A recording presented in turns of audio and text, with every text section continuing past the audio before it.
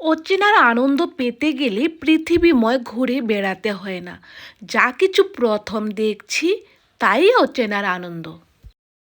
ধর্মনগর থেকে প্রায় 2.5 ঘন্টা সময় লেগেছে। সেখানে পৌঁছে প্রথমে আমরা টিকিট কেটে নিলাম। পার পার্সন 20 এবং গাড়ি পার্কিংয়ের জন্য 10 টোটাল।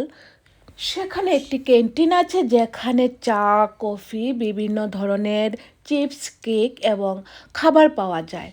ডাল, ভাত, চিকেন, পর্ক সব কিছুই। তবে যারা খাবার খেতে চাইছেন তারা একটু আগে অর্ডার দিতে হয়। আমরা চিপস কিনে নিয়ে গেলাম। ভেতরে খুব সুন্দর ডাস্টবিনের ব্যবস্থা আছে, বাঁশ বেত দিয়ে তৈরি। সিঁড়ির পর সিঁড়ি বেয়ে উপরে ওঠে নিচে নেমে শেষ পর্যন্ত আমরা পৌঁছে গেলাম মেন পয়েন্টে, যেখানে জলপ্রপাত হচ্ছে। প্রতিদিন প্রচুর ভিজিটর সেখানে আসে। আমি প্রথমবারের মতো এসেছি। ভীষণ ভালো লাগছে।